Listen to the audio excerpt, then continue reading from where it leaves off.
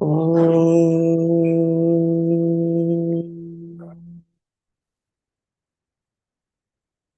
Om.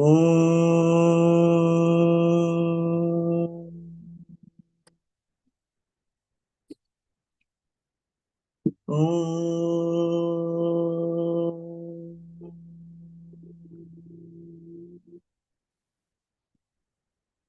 Om.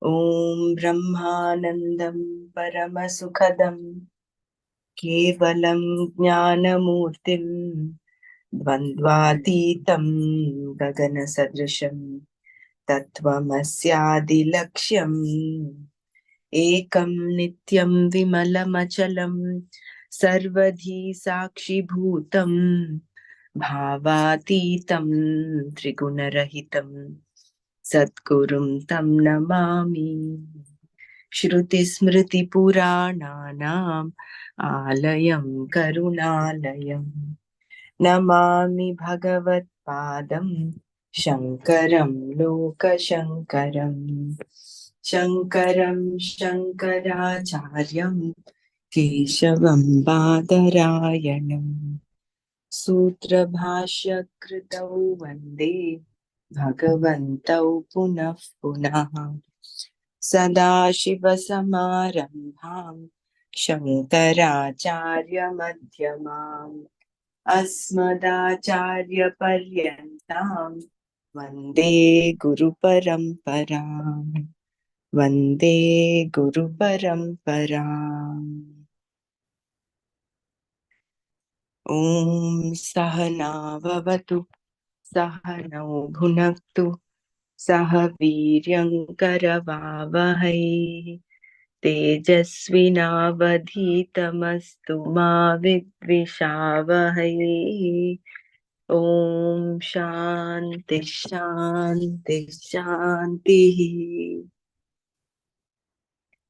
Narayanam namaskritya naram chaiva narottamam devim saraswatim vyasam tato jayamudirayet.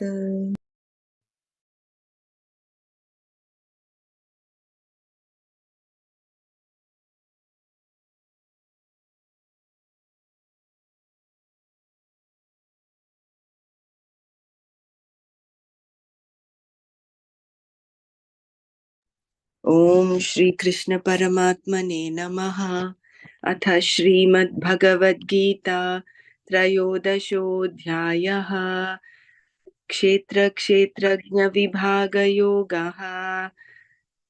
Shri भगवानुवाच अमानित्वमदम्भित्वम् अहिंसा क्षान्तिरार्जवम् आचार्योपासनं शौचं स्थैर्यमात्मविनिग्रहः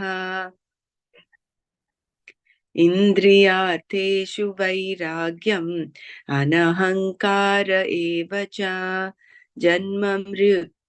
जन्म मृत्युजरा व्याधिः दुःखदोषानुदर्शनम् असक्तिरनभिष्वङ्गः पुत्रदारगृहादिषु नित्यं च समचित्तत्वम् इष्टानिष्टोपपत्तिषु मयि चानन्ययोगेन भक्तिरव्यभिचारिणी विविक्तदेशसेवित्वम् अरतिर्जनसंसदि। ॐ तत्सत्।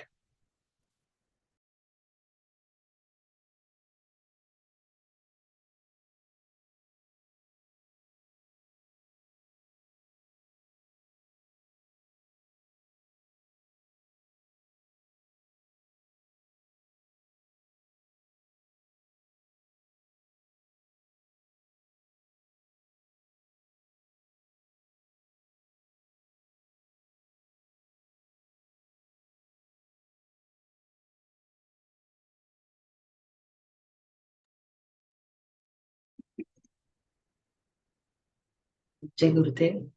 Yesterday we finished the Sthairya. I think we are on to now Atma Vinigraha.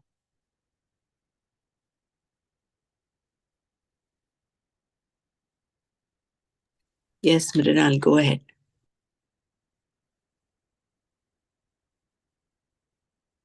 Atma Vinigraha.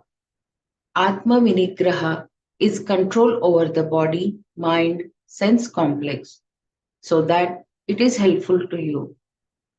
Suppose you want the body to get up in the morning for study and it refuses.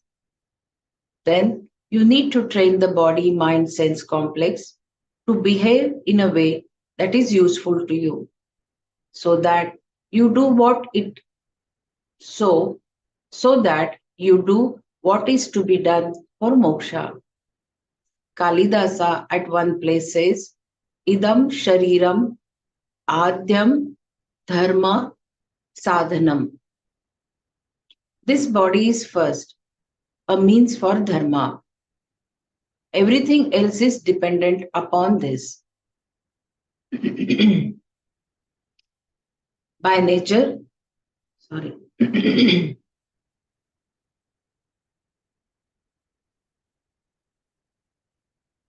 By nature, there is a certain slothfulness due to tamas, which is a part of the body. The overcoming of this Atma Vinigraha, tamas expressing as procrastination, laziness, etc. I'll read this again. The overcoming of this Atma Vinigraha, from the beginning I'll read. Atma Vinigraha is control over the body, mind, sense complex so that it is helpful to you. Suppose you want the body to get up in the morning for study and it refuses. Then you need to train the body mind sense complex to behave in a way that is useful to you so that you do what is to be done for moksha. Kalidasa at one place says, Idam Shariram Adyam Dharma Sadhanam. This body is first, a means for dharma. Everything else is dependent upon this. By nature, there is a certain slothfulness due to tamas, which is a part of the body. The overcoming of this Atma Vinigraha,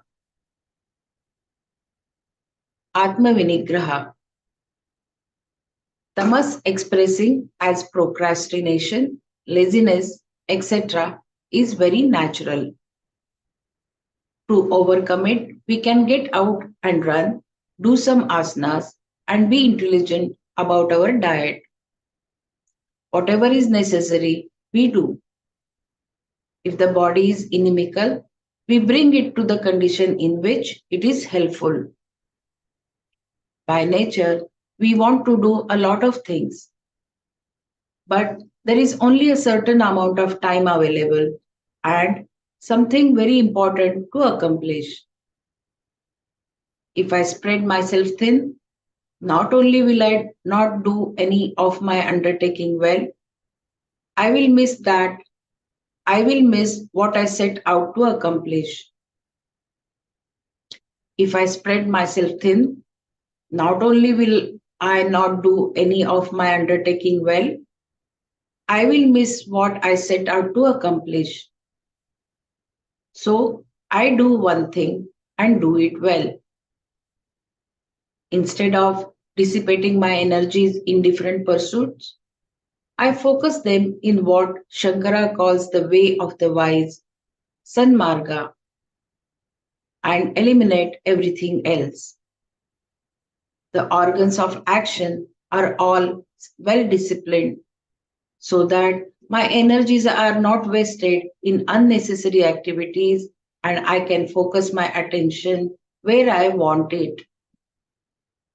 Again and again, we have to do this because the pursuit for moksha is against the natural pursuit of the body, mind, and senses. Mrinal, can you read what Shankaracharya said about this? Yeah.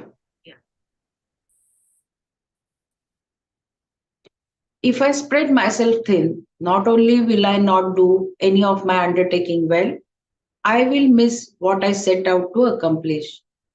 So I do one thing and do it well. Instead of dissipating my energies in different pursuits, I focus them in what Shankara calls the way of the wise, Sanmarga, and eliminate everything else. The organs of action are all well disciplined so that my energies are not wasted in unnecessary activities and I can focus my attention where I want it. Again and again, we have to do this because the pursuit of moksha is against the natural pursuit of the body, mind, and senses.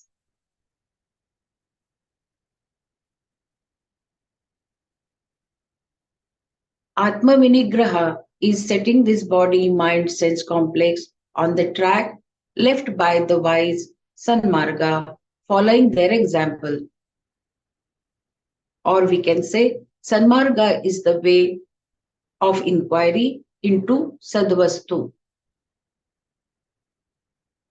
If your mind and energy are engaged in the pursuit of knowledge, this is Sanmarga. Naturally, it implies withdrawal from other pursuits, but this is not a withdrawal based on purely on will. If it is what you want to do is one thing and what you profess is a quite another. You may be convinced that Sanmarga is proper for you, but the desires also have to coincide with the conviction. If that conformity is lacking, the resulting inner conflict vitiates this pursuit, which requires so much inner leisure. One has to educate oneself with reference to priorities.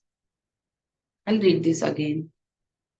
Atma Vinigraha is setting this body mind sense complex on the track left by the wise Sanmarga, following their example.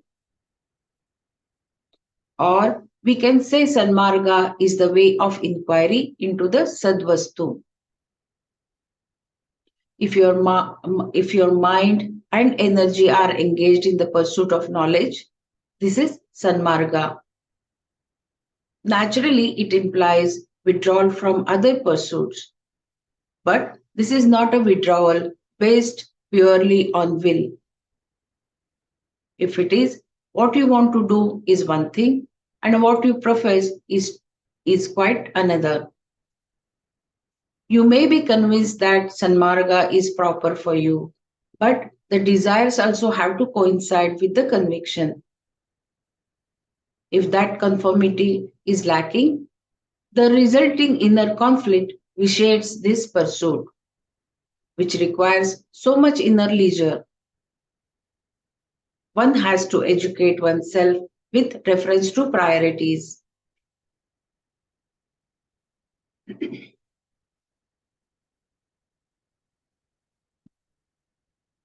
इन्द्रियार्थेषु वैराग्यम् अनहङ्कार एव च जन्म मृत्युजरा व्याधिः दुःखदोषानुदर्शनम्.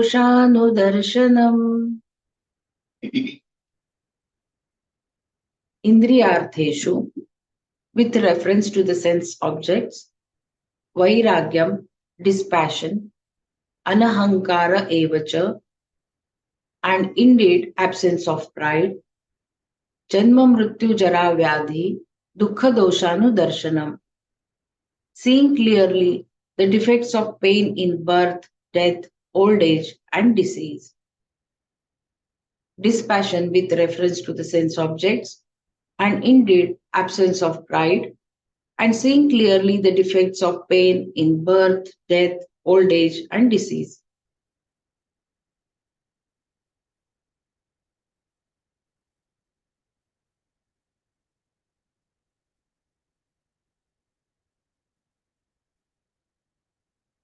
Vairagya towards the sense objects.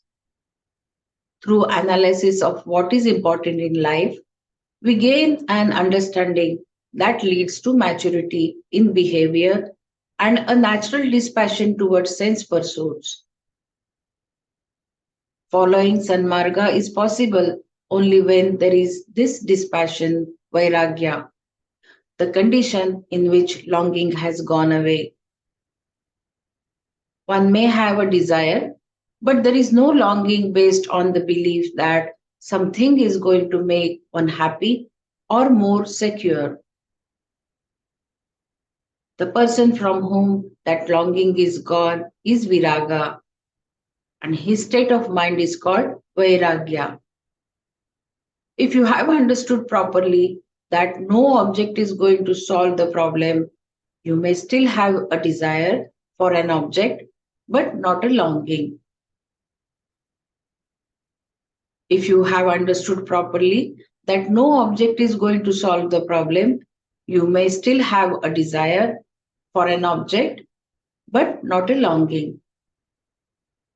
Some people are committed to money as though it is going to solve their problems. Others have money but are ready to spend it in order to have power, thinking that it will solve everything. All this is Shobhana Dhyasa, a superimposition of a value upon a thing which is unfortunately does not have. Money is useful, but if you think it is going to solve the problem of inadequacy, unhappiness, restlessness, etc., you are going to be disappointed.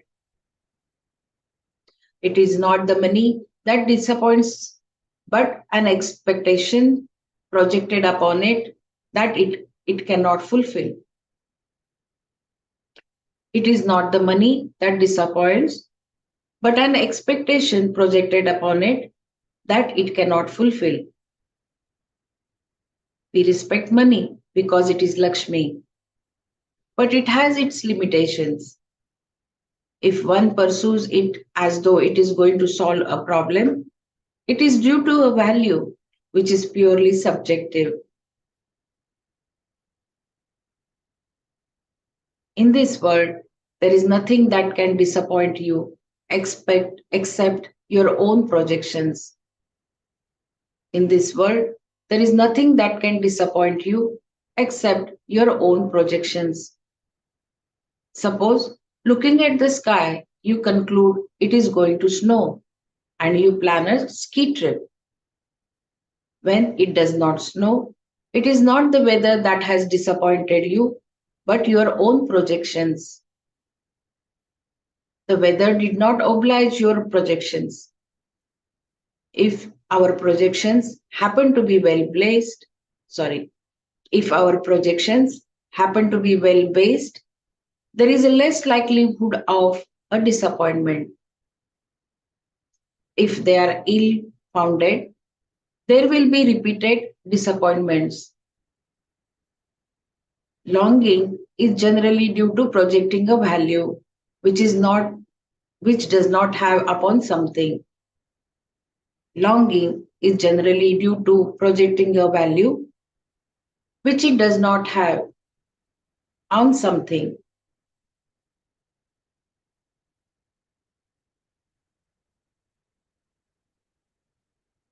As you remove the projections, there is increasing vairagya.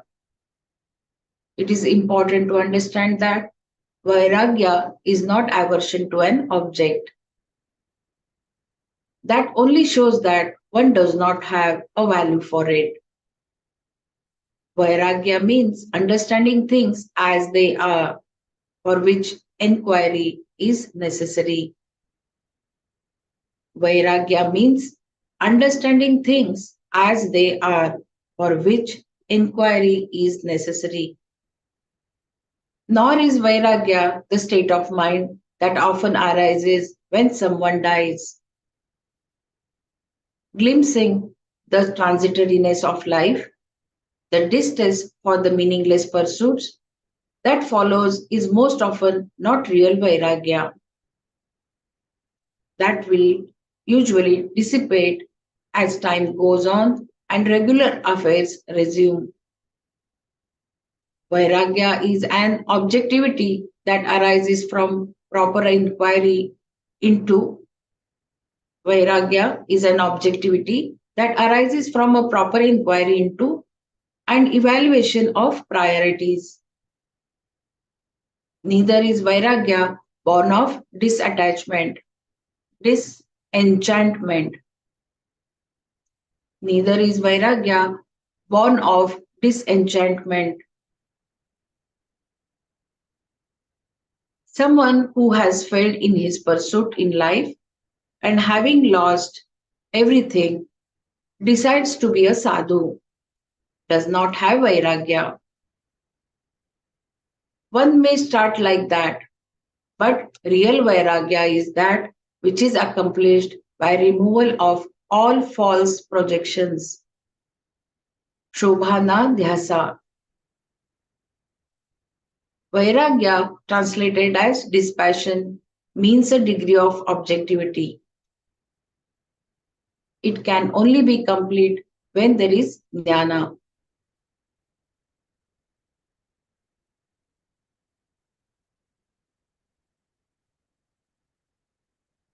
A certain objectivity is reached as one realizes more and more clearly that moksha occupies the first place in one's life.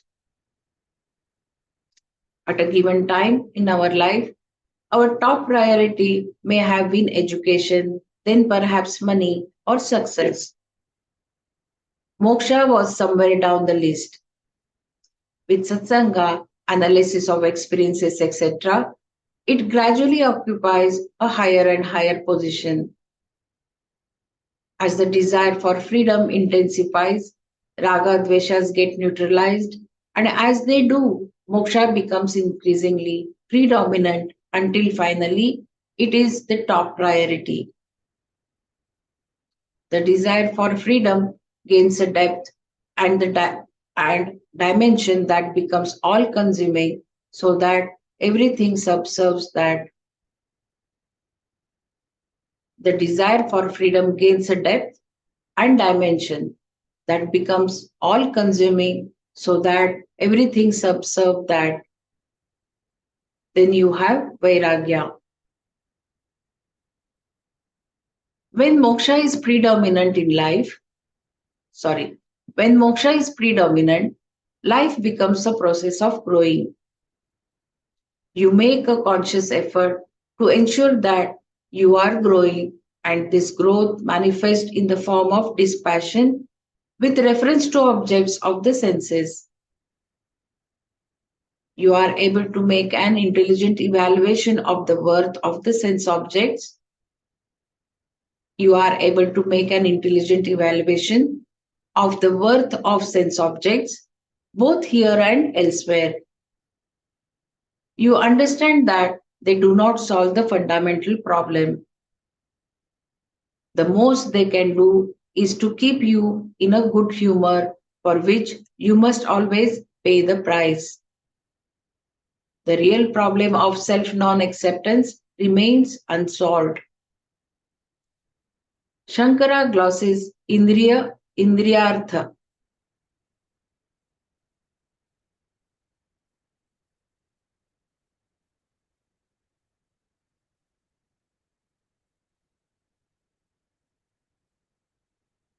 Shankara glosses Indriyarthi as enjoyment both seen and unseen. Whether it is something you see yourself or something you hear about, it has no appeal as solution to your basic problem. Vairagya is not an aversion to sense objects either, but it is an intelligent evaluation. Please let me know if you want me to read any of the paragraphs. Yeah, can you just read the last para, please?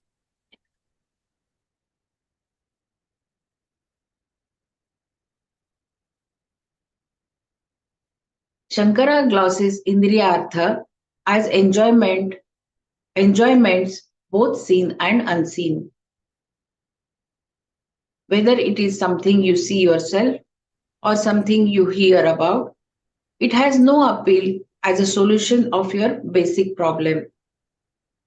Vairagya is not an aversion to sense objects either, but it is an intelligent evaluation.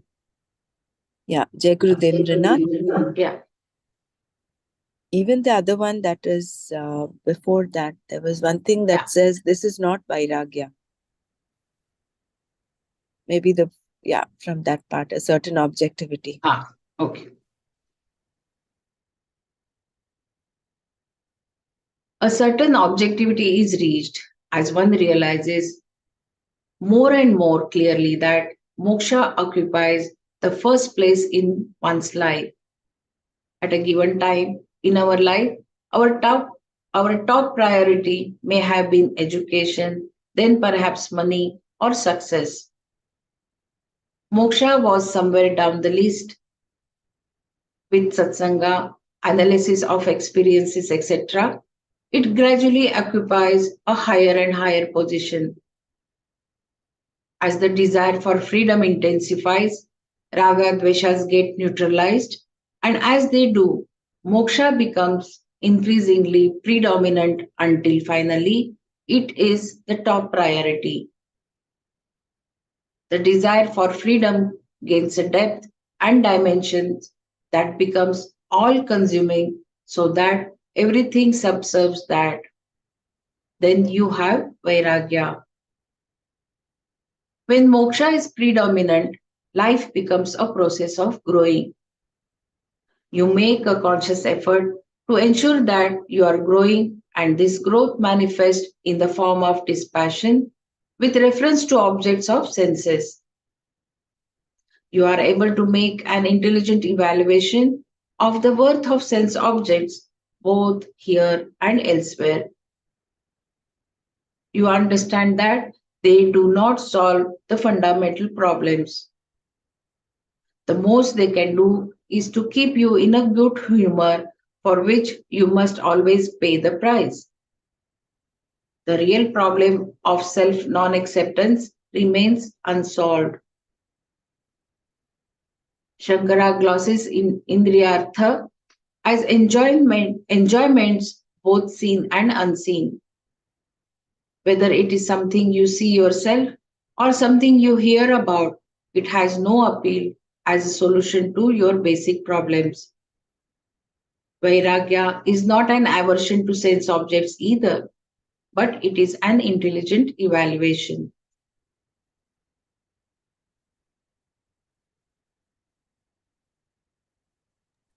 Before we proceed further, should we just have Manana on the qualities that we just learned?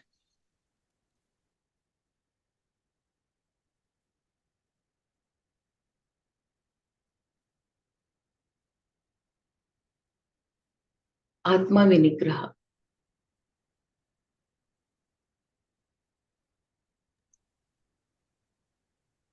Stairyam we finished, no? Stairyam, Atma Vinigraha, and then Indriyartheshu Vairagya. Yeah.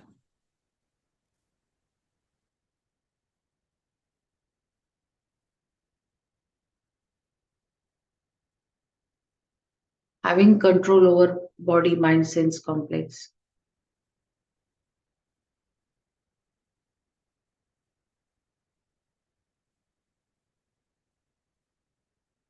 And that's because of the tamas. And focusing ourselves on one thing. Yeah, Atma Vinigraha, for me, the one that was very important that I felt was when you spread yourself out too thin, that is, you take up too many commitments, then you'll be left without Atma Vinigraha. So you decide you prioritize what is this, and that is where I remember also Chayana mentioning, if in your list of priorities, if moksha is in the bottom, then forget about it. So this has to be the topmost. Then everything else follows this. Everything else is directed according to this. You can still do your job as whatever, homemaker or a career person, but this is there uppermost in your mind.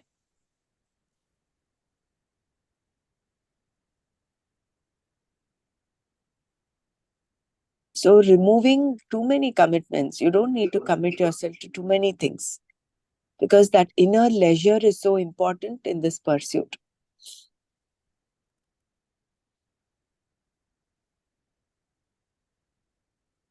This is very important, Dr. Chandra. This is to be repeated for all of us. They sometimes take too much on ourselves, and then this priority becomes less. You can read it and make us understand this.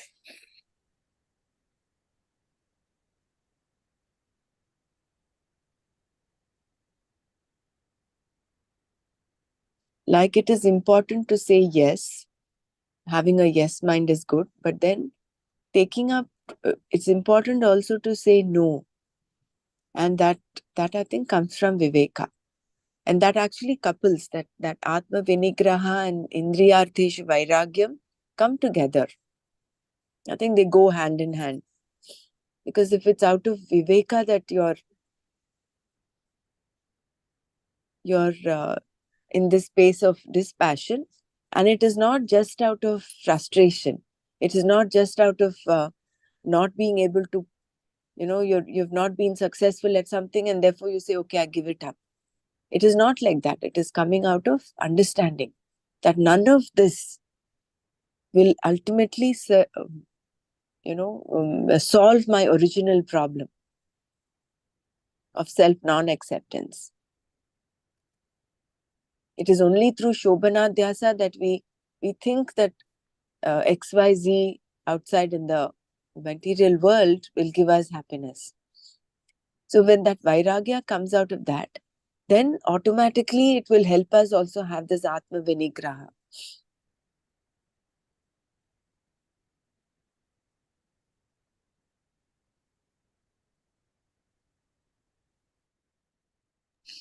Actually, each of these qualities is so beautifully linked to the other.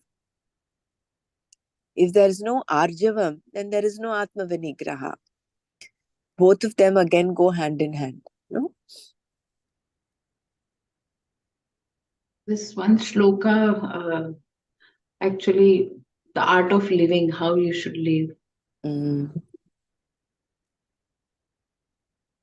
I think this and a couple of other shlokas, from the shloka 7 up until 10, I think, they're all those Correct. qualities. Yeah.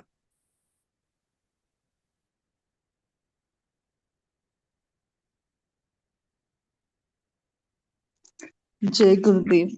What I got from this is the first thing is the body, which you need for your moksha. And the natural tendency of the body is to go against moksha. That tamas and the body, mind, senses go towards, not towards moksha, but they go in the opposite direction. So, yeah, prioritize your moksha, have clarity on how you're going to handle your desires, because you have some things to fulfill. So some activities as a what is that, grahastha, you have to do. So then desires are there. So how to align these desires with moksha? And I felt the courage is required here, because without courage, this path is not possible. Courage and clarity. Yeah, thank you.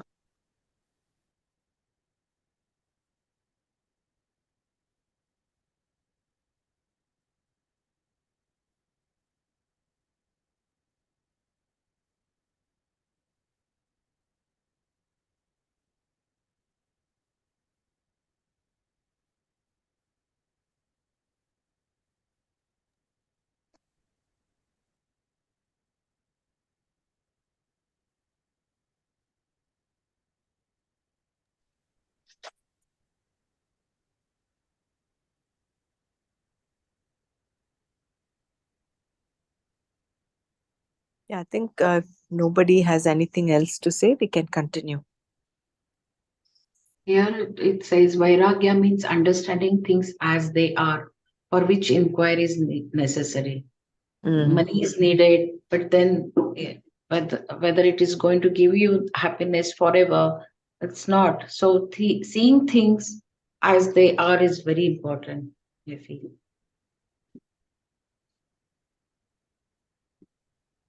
Yeah, even with respect to ego, for instance, like Mm. how Dev says, ego is important. We have seen how that in when we read about anahankara, we we learned that ego is required to do karma. Without ego, you cannot do karma. Without that I-ness. So where you have to keep it, you keep it. You keep it in your pocket. Keep your money in your pocket. Keep your ego also in your pocket, not in your head. And out of understanding. So Viveka is so important. It's a it's part and parcel of all of this. It is out of that understanding that is, and that is what is jnana also. That is why Bhagwan said, Swamiji also says that this whole antakarana is that Shuddha antakarana is jnana.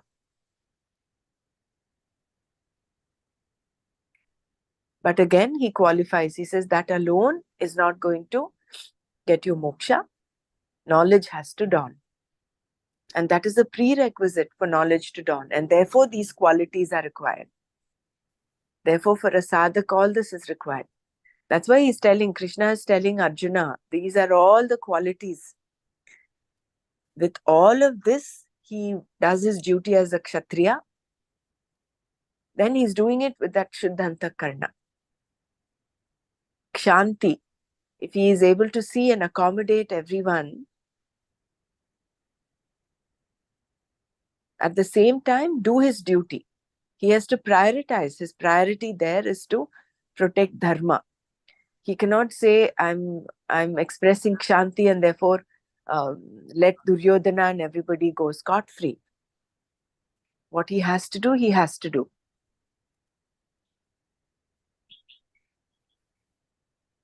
So all these are not putting us in a passive mode. They're actually putting us in a very elevated mode with a lot of wisdom. Isn't it? That is why yesterday, day before, we were saying family members, when they say, oh, you're doing all this spirituality, still you're doing this. No, you will do what is required at that time. Sticking to dharma, not letting your raga dveshas come in between. So living a life of karma yogi is actually very, very difficult. That again, we'll have to look inside and self-introspect. How much of a karma yogi are we in every situation? Are we letting our raga dveshas decide, or are we doing it according to dharma?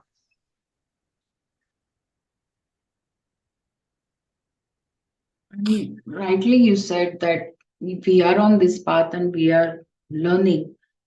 And as I was telling you about getting angry with my mother, uh, when I was talking to her, and when that time I was feeling, yes, what I'm doing is wrong. I mean, I was aware of that.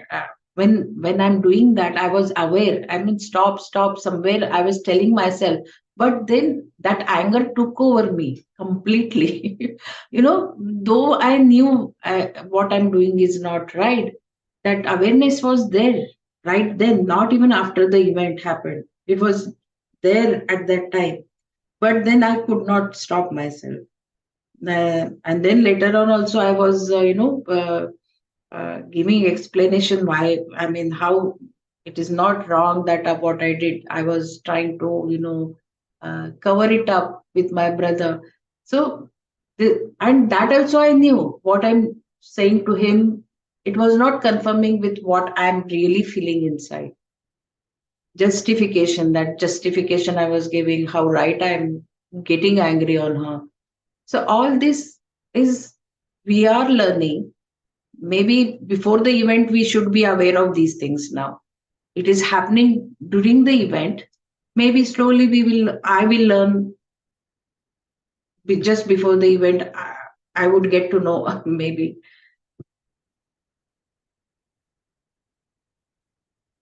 For certain, when such a thing happens next time, then you will be more aware, and your response again will be tailored according to your understanding. And that it's that inner awareness, no, ultimately, it is how well centered you can be in these situations which tend to take you off center. And therefore, again and again, this Kshanti is so important. That's what Swamiji also mentions. Kshanti is the single most important quality that we have to cultivate. Accommodating the other person, accepting him or her, because everybody behaves in a way based on his background, and we don't understand his background. Correct. Like that example of that father, little baby kicking him, but the same 15-year-old kicking him, he takes it in a different space. So, Yeah.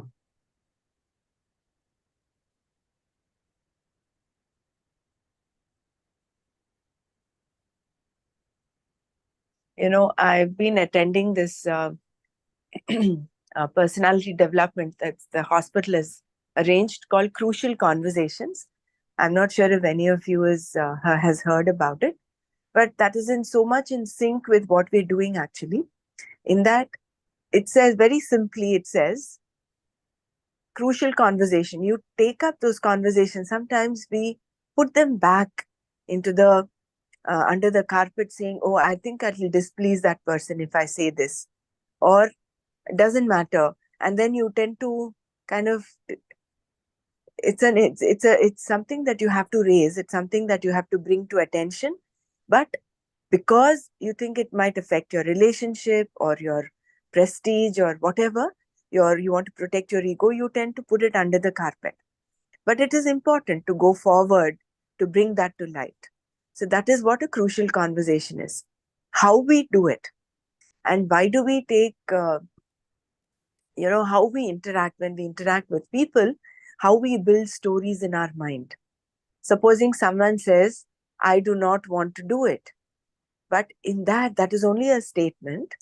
For that, we tend to start building stories in our mind. Oh, I think he said, I will not do it because he does not like me. He never said, I don't like you. He just said, I will not do it.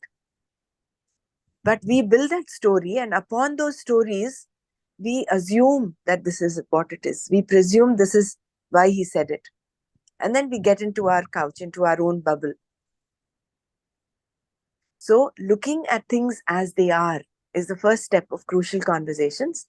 And then you put in your intent. You say, this is what my intention is. My intention is not to put you down or slight you. My intention is to make you aware. This is all that is. And then with that centered space, again, coming back to that centered space, you master the story that's going on in your head.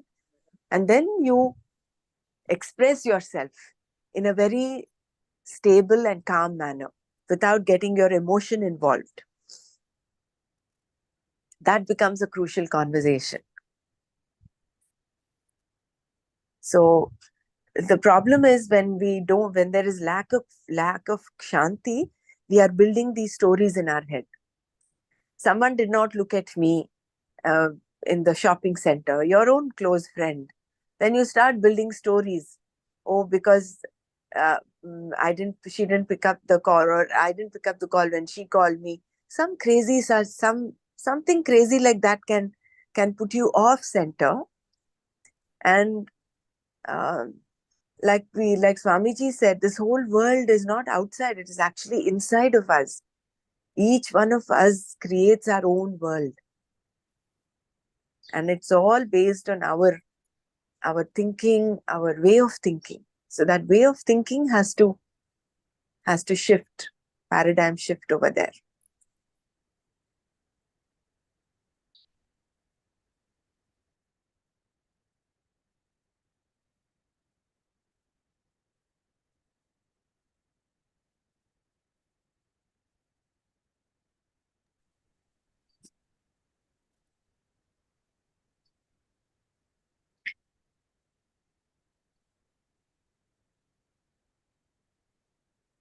Yeah, should we continue?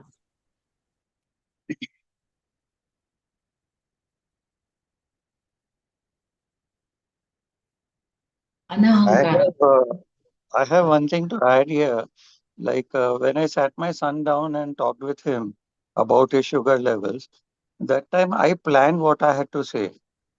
So whenever you're overpowered with anger and you have let that angry outburst out also, after that one needs to sit and analyze as to what did you achieve by getting angry with the person, whoever it was, your mother or your son who brought the dog in, whatever it was. And then you see that you achieved nothing.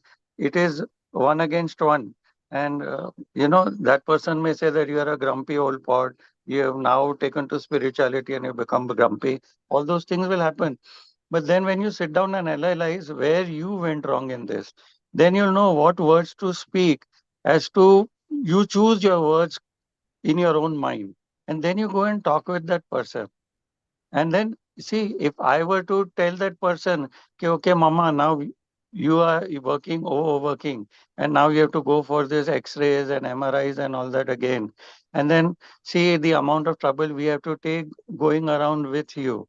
So it's a waste of our time also, whatever, but you choose your words correctly. I'm just expressing my thoughts. So like we will need to look after you if your health gets spoiled again, it deteriorates. Again, you'll have to undergo so many operations and all that. So if you explain nicely, that person will understand that there is caring and concern for that person whom you are talking to. In an angry outburst, you are not caring for that person at all. You are simply letting loose because you got affected by what that person did. So once you start analyzing like this, then you'll choose your words correctly. Think over what you need to say and then go and speak to that person. What we have the six wells, Shama, Dama, that is control over the mind, over your senses. They will not overpower you then. Jai Gurudev. Thank you so much. And I think I missed on all of these points, like Shanti. Uh, that that I had to. I should have given little thought, like why would she be working, because that's her nature and she has been like that. I mean, come what may, she will see that people who come at home are treated well, though even though nobody at others at home may not be interested, because the values have changed, everything has changed, but she is sticking to her old values. Like now her grandson and his wife, they are visiting my brother, they are all visiting from Pune, and he has come from, so she wanted to make that as a special occasion, for the first time they're coming home. So all the way she went, she made all the sweets. When she's taking medication and when she's taking the somebody's coming to give her injection, uh, even though she's not well, she's unable to walk, she made 3 4 sweets, she cleaned all the bedsheets, she made their room well. I mean, person who is not well, and that came out from my anger, came out of that frustration, that I'm unable to even convey this to her. Like, no, Baba, this is, now you'll have to take it, in the right, this thing. You will be harmed, and when that is happening, I was frustrated that I cannot convince her, like this is not good for her, and that came out of frustration and care for her, maybe attachment. So all of these points can fit in this situation, I feel. And thank you very much.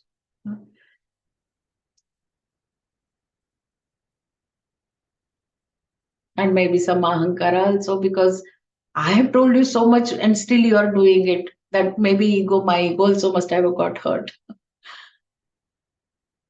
because after repeated saying somebody keeps doing that thing, then you feel that what's the use of telling them again and again. But it did happen. I did talk to her and she's back to normal. But again, the doctors have advised her to go for surgery. That may not happen now. Yeah, thank you.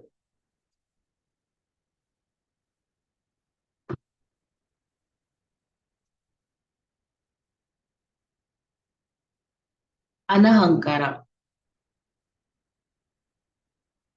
The ahankara is the sense of I, me, and mine. The absence of these notions is only possible in the wake of knowledge. Since anahankara is presented as a value here, it cannot be the total absence of ahankara, which is the aftermath of jnana. Anahankara, in the limited sense, used here is absence of pride. What makes a person proud? One may have physical beauty or accomplishments, or a good mind, or some possessions. Presenting oneself in the reflection of their glory is pride. A young man wearing an unbuttoned shirt to show off his broad chest, adorned with gold chain, is proud. The chest is inherited from his father, and the chain was given to him by his mother. His only accomplishment is not buttoning his shirt. Because of some artistic or intellectual endowments,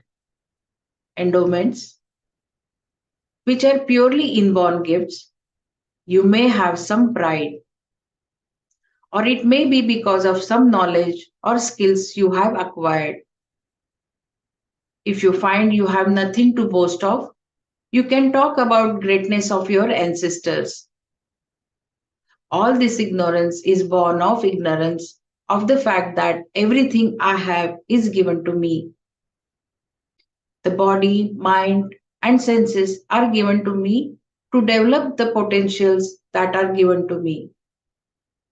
Potentially, I am capable of knowing and the faculty of thinking, and a world full of things to know are given to me. What I have accomplished is really nothing. When I understand this, there is what we call absence of pride, anahankara.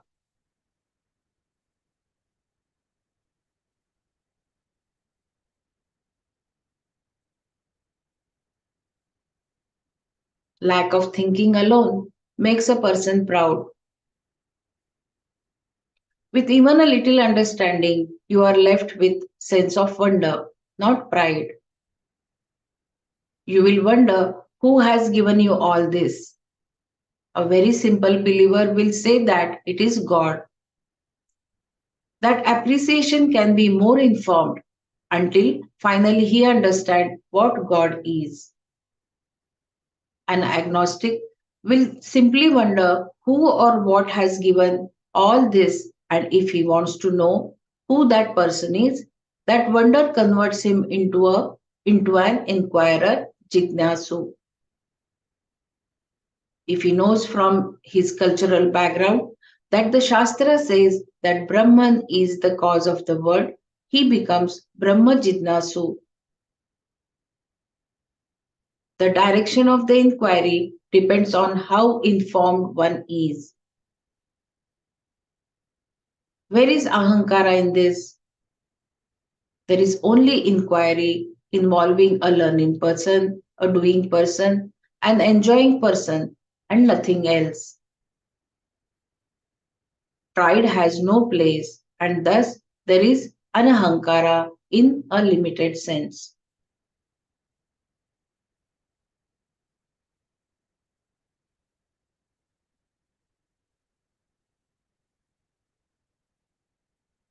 Seeing the limitations of life in general. The next value is seeing clearly that in birth, death, old age, and disease, janma mrityu jara vyadhi, there is the problem of dukkha.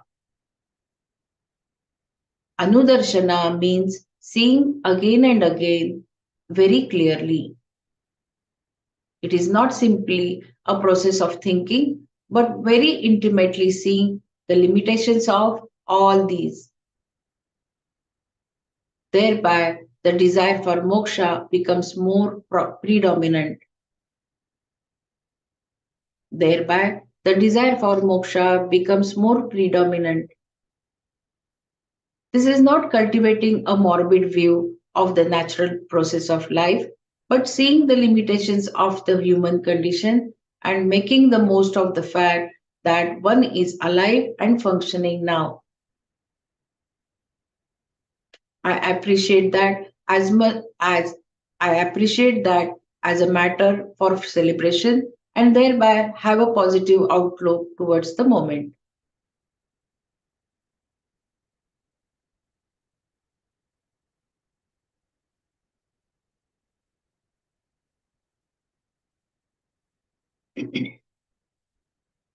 असक्तिरनभिष्वङ्गः पुत्रदारगृहादिषु नित्यं च समचित्तत्वम् इष्टानिष्ठोपपत्तिषु asaktihi absence of ownership anabhishvangaha absence of excessive affection putra daragrahadishim putra daragrahadishu regarding son wife house nityam cha and always samachittatvam evenness of mind ishtanishtopapatishu regarding the gain of the desirable and the undesirable absence of ownership absence of excessive affection regarding son wife and house and always evenness of mind regarding gain of the desirable and the undesirable.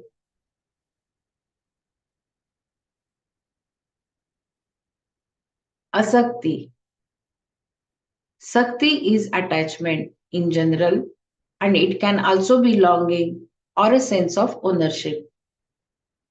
Sakti is attachment in general and it can also be longing or a sense of ownership.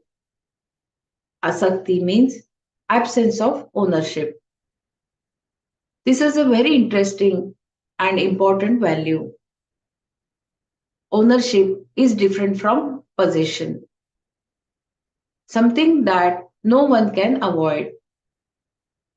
For one who appreciates himself to be independent of the body, or even one who believes that he survives the body, etc., the body, mind, and senses are possessions.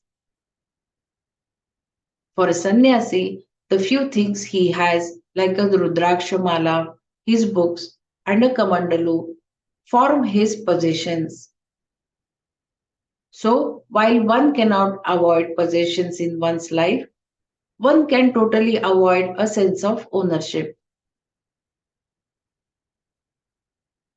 In fact, all we really have are possessions.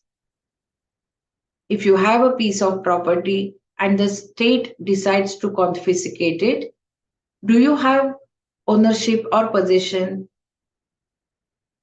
There is no such thing as ownership, only temporary possession. Ownership is purely a sense based on your relationship to an object. You can look upon yourself as its owner, or you can see it as something placed in your possession for the time being.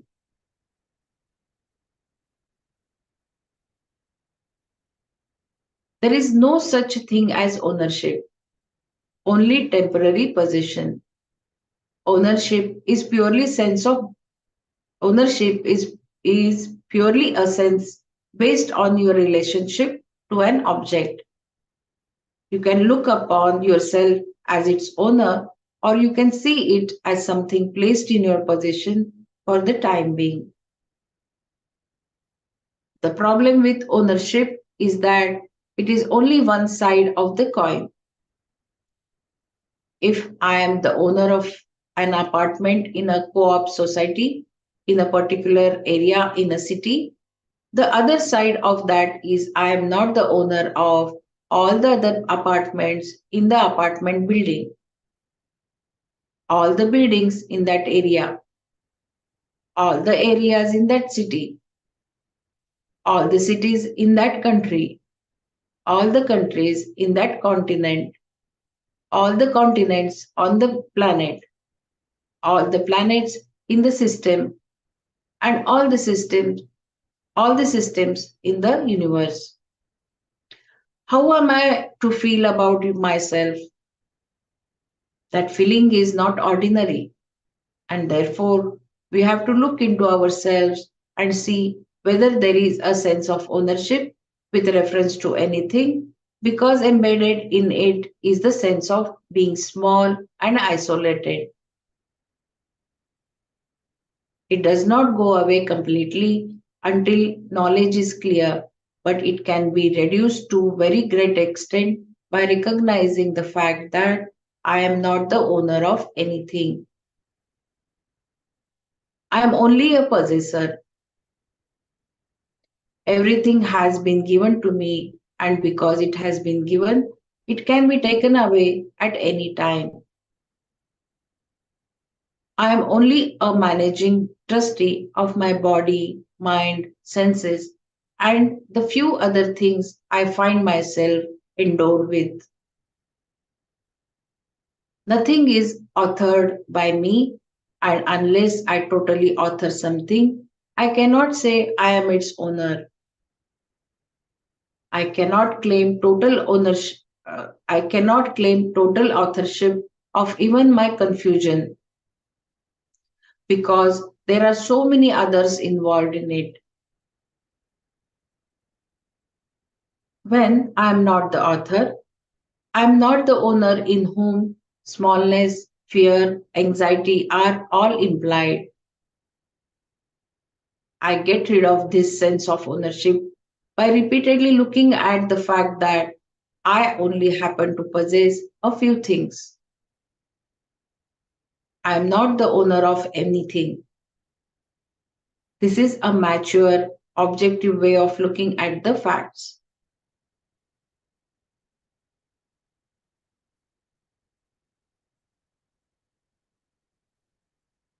Are we doing Manana on these points? Yeah, I think we can do Manana on these points, no?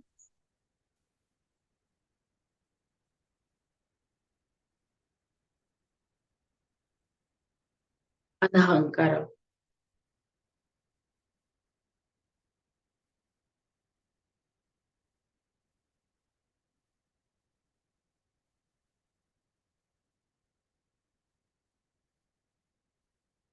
Can you just chant the verses that we did and the meaning? Yeah.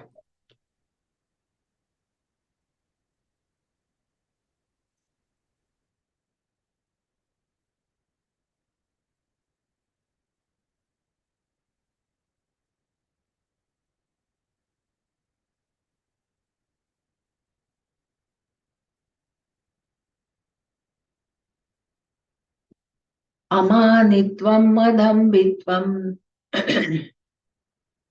ahimsa kshantirarjavam acharyopasanam shaucham stairyam atmanivik. Sorry.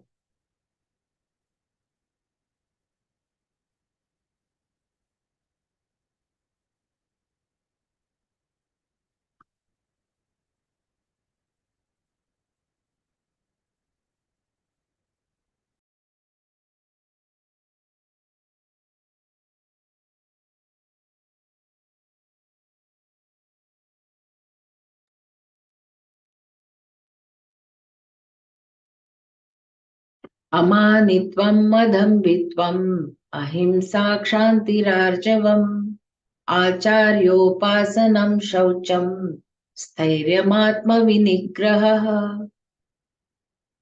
Absence of conceit, absence of hypocrisy, harmlessness, accommodation, straightforwardness, reverence for the teacher, cleanliness, steadfastness, self discipline.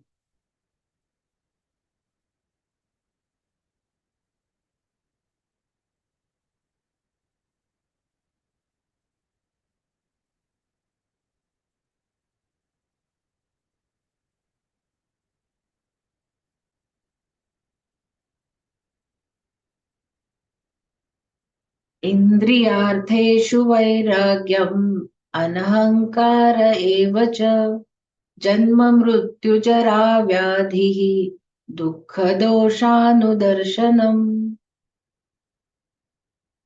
Dispassion with reference to the sense objects, and indeed absence of pride, and seeing clearly the defects of pain in birth, death, old age, and disease.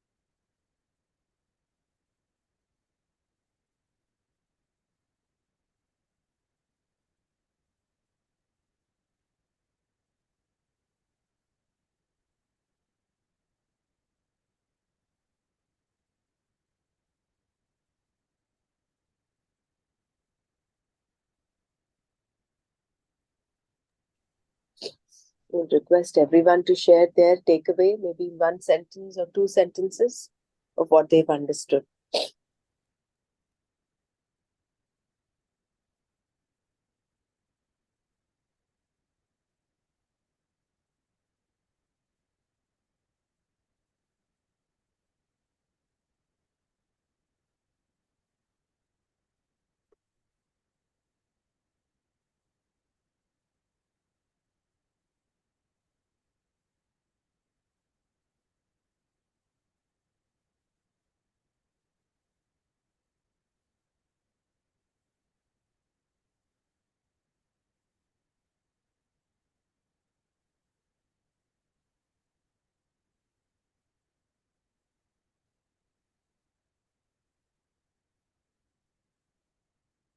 This example of a young man wearing unbuttoned shirt, showing off his chest, it's so apt, and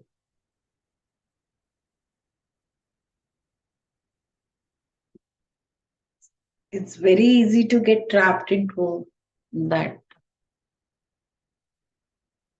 feeling of mine, and it is me who is beautiful, it is me who has these qualities.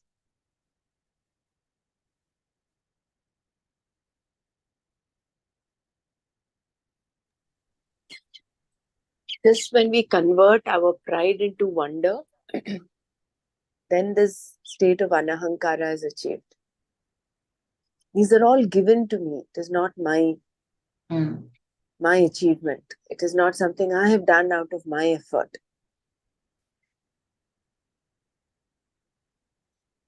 All this is just the vibhuti of Ishvara. So when we come from that space of wonder, then that ego gets taken care of, that state of anahankara.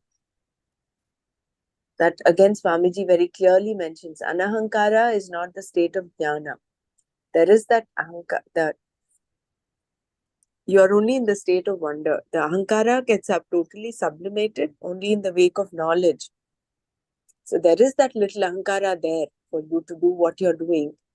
But instead of taking pride and becoming vain and boastful, like manitva and all of that, instead of that, you come from the space of being humble. All these are gifts given to me. And what if you're doing something, you're sharing those gifts with others. There's nothing of my, and you're not owning anything. You're only possessing them.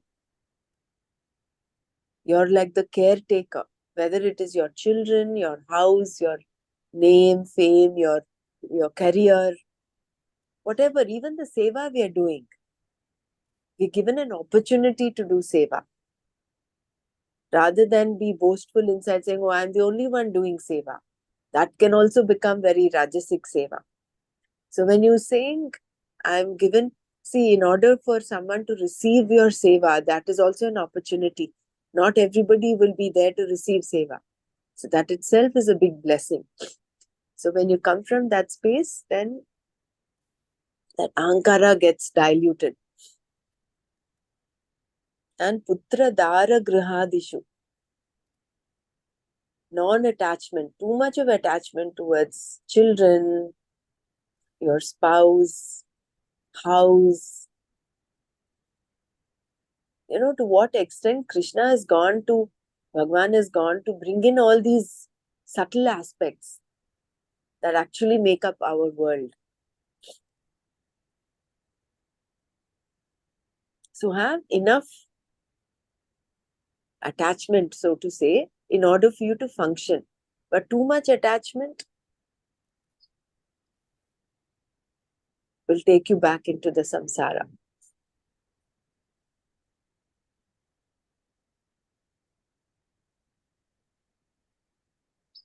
Just enough attachment in order for you to do your work as a karma yogi. When you say too much attachment, then that raga dvesha will automatically set in. When you're too attached to your children, you are averse to others. So, but when you have a balance, you treat everyone just the way they need to be treated.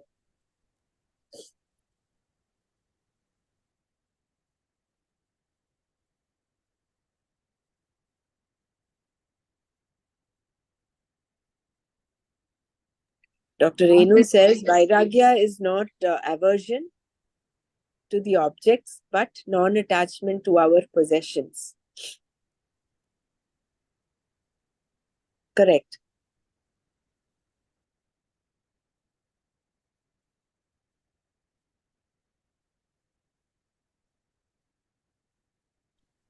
Listening to all these things, I'm remembering that Bhaja Govindam. Means everything is going to be here only, and we are so much attached, and we are not giving priority to our that arja means whatever is our calling, that purpose of knowing ourselves. So like मन और बुद्धि अविद्या के कारण जो मन और बुद्धि हमारी जो नहीं करेक्ट सोच सकती है, तो हम बार बार डिजायर और उसी के चक्र में घूमते रह जाते हैं, और जो हमारा मेन लक्ष्य है वहां रहते ही नहीं है.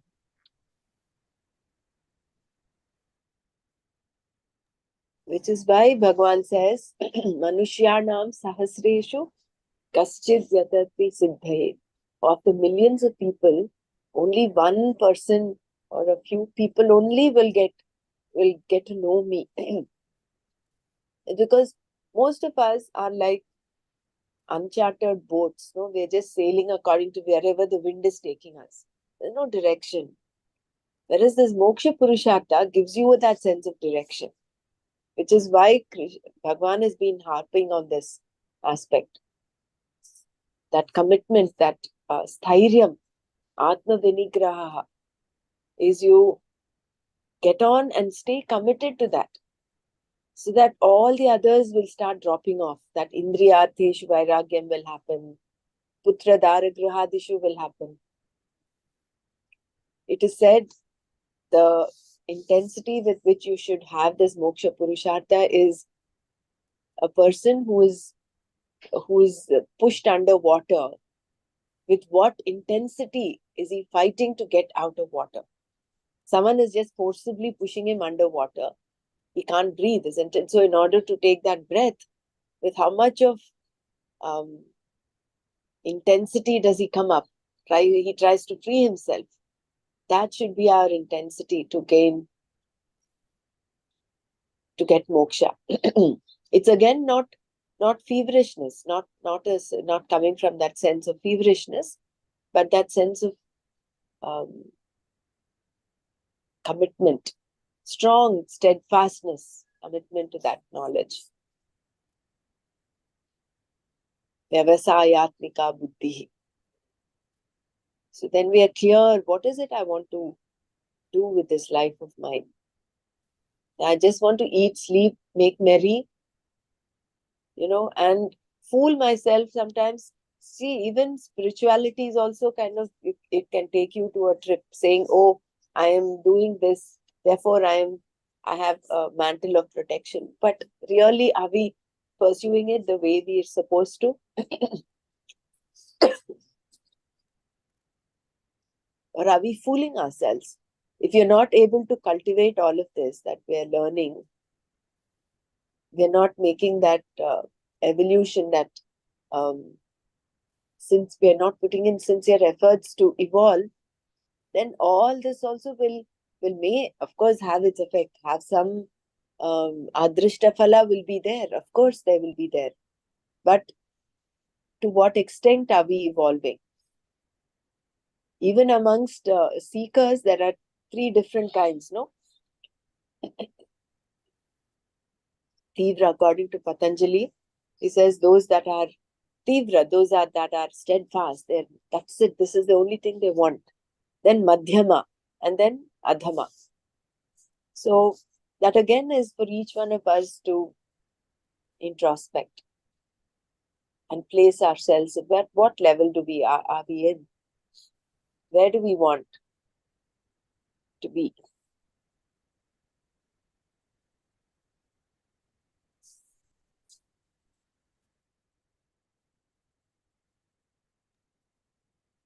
Jai Gurudev.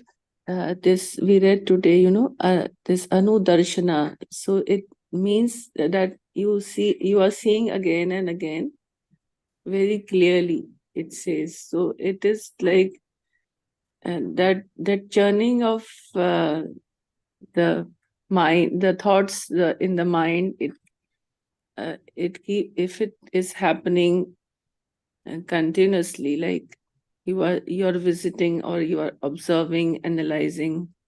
So it is the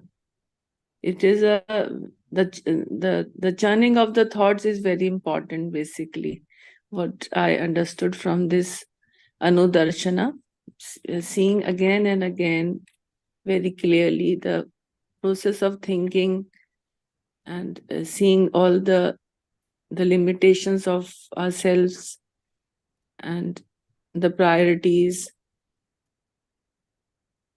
and how when you it is written that when you the limitations of the human condition and making the most of the fact that one is alive, that once you get in the morning, so you are alive, you you have that feeling of gratitude that today I am alive. So I think one should live each day as this is the last day of my life. So in that way, you will be in a balanced position, and of course that vairagya will always be there. The dispassion for all the worldly things will automatically come. You don't have those attachments with in the family or other materialistic things. So living each day as a single day of life and giving gratitude to as you wake up. So it's all that the thought process and whatever the that analytical power is so much important. Yeah, thank you. Yeah, here I want to say, not a single day you live means don't think living by day. I always feel it is a moment by moment because every moment is gone and it will become a past. How much we can churn the thoughts will come and go. So whatever the best thought that will be written, if we are clear about the priorities, responsibilities, and everything, then the every moment is celebration for our life.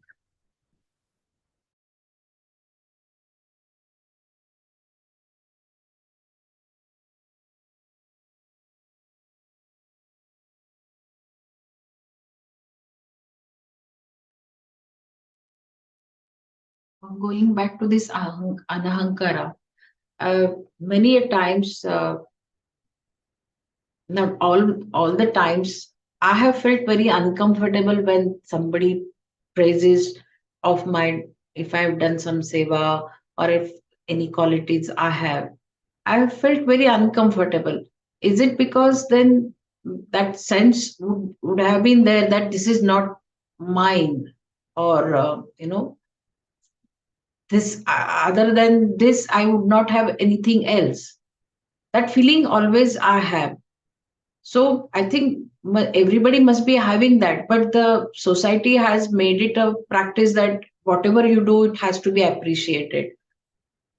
And then we have got into that practice of praising someone, giving compliments someone, and then we superimpose that, saying that this is what qualities you have, but or the seva which you have done is appreciated.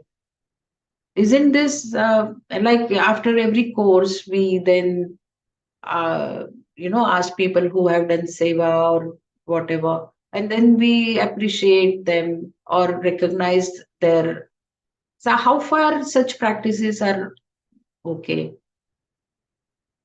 Because always I have felt uncomfortable, like I would not have done anything other than this. That was the best I could do and I have done this. Why this appreciation? This kind of feeling always I had, and I felt uncomfortable taking those compliments. So what is that? I'm little wanting, I was just thinking about those things. See, number one, praising, appreciating is a divine quality. That is what we've learned, right? So it is but natural. When you see a thing of beauty, you tend to appreciate it. So similarly, if someone has done something very nice, like seva or something nice that you are a good cook, when you do something and people appreciate you, it is but natural. We cannot stop people from appreciating. Even you would appreciate, isn't it? Someone else does something nice. It's a natural tendency to appreciate, which is fine. Now, whether or not you feeling uncomfortable, I'm not sure, but how to deal with that. But I think if you come from the space of wonder and you come from the space of saying, this is all His grace, you are taking it with humility, you're accepting it. See, if you say, okay, people should not appreciate me, should not do this, then there is no way for them to express themselves, their happiness. So I think that should go on. At the same time, for you not to get very upset, that you're feeling upset probably is also the ahankara there. I'm not aware, I'm not sure if that is right. But when you say all this is His grace, it's His vibhuti that is happening, nothing of mine, then I think that is quite an elevating thing. I remember when Gurudev said, see, Gurudev accepts anything people give him, right? Whether it's a flower, whether it's clothes, whether it is, a huge a recognition, he accepts it with grace. He never says, okay, I don't want. He doesn't say, I'm in this path, I don't want all of this. No. He's giving an opportunity for them to express their love. And he's doing it with so much of love, he's accepting it as well. But at the same time, it is, of course, not going into his head. So I think he had mentioned some time back that I don't know whether it was Mahatma Gandhi or someone else. They were wanted to garland him. He says, no, I don't want all of this. I don't think it's Mahatma Gandhi. Maybe some other leader says, I don't want all of this. So poor thing, they had come, those people had come, admirers had come with so much of love and joy to garland, and then it was refused. So in that context, what Gurudev said was, have the broad-mindedness to accept it. So what? It is not you, it is not your ego that is getting flattered. It's just for the body, and they're feeling happy about it. So what? Let it be, isn't it? So I think that gives us that relief of not feeling uncomfortable when people are praising us. That's right. Jai Gurudev, I want to add a little thing that I experienced similar situation.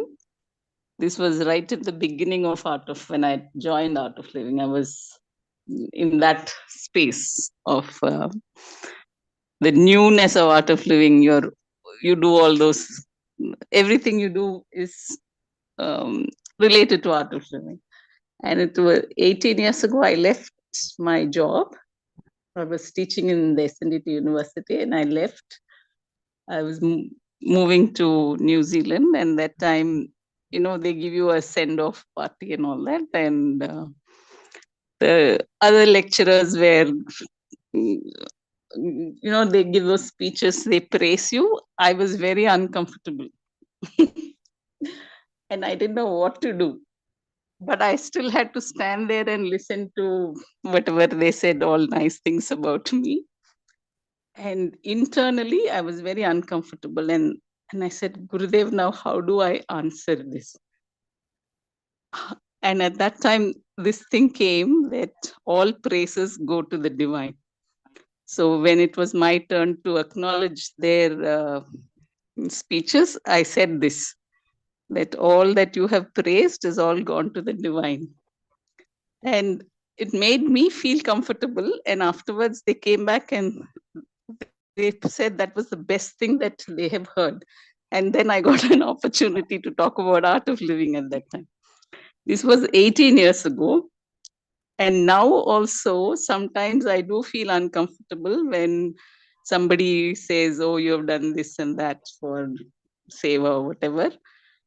And I went back to Gurudev's knowledge, and Gurudev says, if you are uncomfortable with somebody saying you have done this, this and all, that is coming out of your doership. That sense that I have done this, and that doership will also make you uncomfortable. So these two things came to my mind. So I just thought I'll share with you. When you say, I don't want to take it, I don't want to take that praise, that this is what I would have done anyway. So as we are progressing on this path, we have to probably look into this doership as well. I'm not saying you have that, but I'm just saying that it came to my mind because I also felt uncomfortable when somebody praised some seva. And then I did not know how to handle it at that time. But later I read somewhere that Gurudev said that it is because of that sense of doership. Thank you. Maybe in fact, I felt it the other way. Because that doership is not there, you feel uncomfortable. This is what I felt. Because that feeling of not done anything and then still I'm getting this praise, that kind of feeling you would have, like what is there so much of. And I think rightly said, to think, take your thought process in that direction, like yes, that feeling of not doing yourself, and you feel that, oh, simply I'm getting that praises. Somewhere inside I must be feeling that, yeah, I'm not the doer, something else, that's why I cannot take those praises. This is what I was thinking. Why would I feel uncomfortable when I have done that, and that I have not done also, that feeling also is there, and that's why I might be feeling uncomfortable. But the thought, like, yes, these are the qualities, divine qualities, which are in my possession right now. So I'm doing that. That thought will definitely help. Another thing, whenever you're not at ease, that is where your ego is working. Whether we But accept the fact or not. Yeah, but what is the role of ego over here? Because it is I there, feel which is it what is not making you feel small. I mean, see, that feeling great and feeling small, both are the ego acting, isn't it? Correct. So when you're at ease, the ego vanishes. When you're at ease, completely at ease with yourself and with everybody else, So if at all there is that little element of discomfort you're going through, it is because of the ego. Subtly, the ego has 1000 ways and more of manifesting. Like that Correct. Sheshashai, the Ananta and Anantnag, where you have all those Sheshnag, is it? The one that Vishnu sleeps on. He has it's a Sheesh. 1000-headed Yeah. serpent. Yeah. Shishna. So the ego can manifest in any way. Mm. It creeps in. So this is what, very simply put, it is whenever you're at ease, it is there is no ego showing up there. But when there is disease, or sorry, not disease, you're not at ease with yourself, Mm. then there is that little ego coming up. Where you want to, how do you want to put it, where to put your finger on, we don't know. But this is Mm. a manifestation of ego. Right. See, I have not done enough. I'm still getting the thing. So that I has come up there, isn't it? Mm. Isn't it? I don't deserve all this. I've not done so much. Why are they simply giving me praise? I Correct. has come up there. Yeah. So rather than that, you say, oh, this is done. It happened. You look at it Correct. objectively. It is Mm. through this body that this happened. So this body is getting praise. And like what Sumaji very beautifully said, all the praises go to the creator. A Correct. painting, beautiful painting, it goes to the painter. So he got this done through you. You are just an instrument. Mm. So let the instrument get praise. So what? It is not affecting you. Mm. Yeah. Then we are free from, it doesn't get into our head, number one. And you'll continue doing what you're doing. It is not for praise that you do again. No, it is not like we post something on social media and we want people to give comments and likes and all that. No, you're just doing it because you're happy doing it. Whether you get the likes or not, you still do it. Amanitvam. Amanitvam. So shall we stop here today? We'll continue tomorrow. Anyone wants to share anything before we close? Another 2-3 minutes. This word arjamam means talking straight, isn't it? Speaking the truth. Arjavam is alignment of your thought, word, and deed. All of them are in one alignment. What you think is what you say, and what you say, you do. You do. And what I felt was that you can say whatever you want to say, but it need not be rough and crude. We can, you know, sweeten whatever we have to say, Correct. and that struck me. Then that stairya will be there, that stairyam which we talk about. We don't lose our mental equanimity. And then in our realm of activity, where is our realm of activity? In our house, in art of living activities, and where we are working. Everywhere, all around.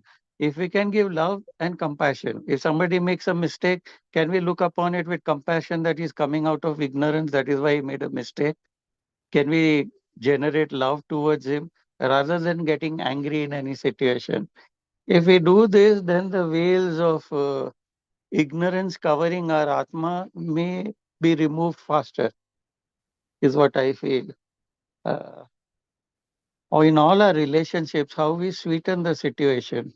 We like to say things as they are, but then we don't need to be rough and crude about it in whichever relationship it be, with a child, with a mother, even with the dog's case. Like if you go to your son and say, okay, I'm on the path of spirituality, but in my hands, I don't have that kind of energy anymore to wash bed sheets. Don't you feel anything? You feel only for your friend. You don't feel anything about what I can do at my age. So when you talk nicely and explain, I think that will bring better results rather than offloading anger onto somebody. In any situation, not just this two that we had discussed, but in any situation, if you look upon it, If you are coming out of love and compassion, the results will be much better. That belongingness will increase. Where is the belongingness in all the people that we are in our realm of activity? I am right, you are wrong. All this that we keep doing, everyone is right in their own way. And if they are not right, you can say it with so much of compassion and love towards them. Teach them.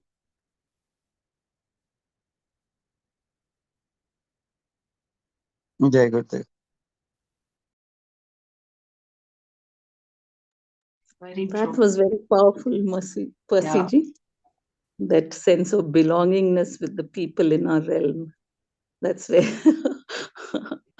a lot of struggles are there in that realm.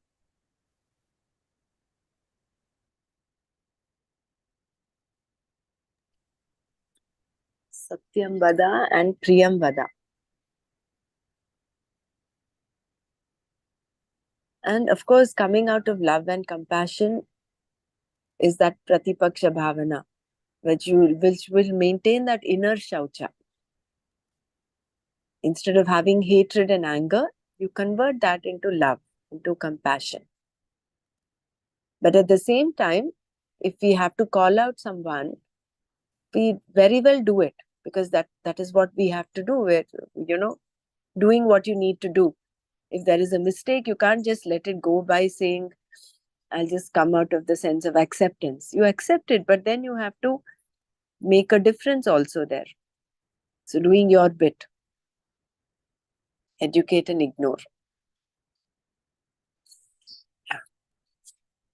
So we'll wind up here today. Om Loka Samasta Sukhino Bhavantu. Om Shanti Shanti Shanti. Om Tat Sat Shri Krishnarpanamastu.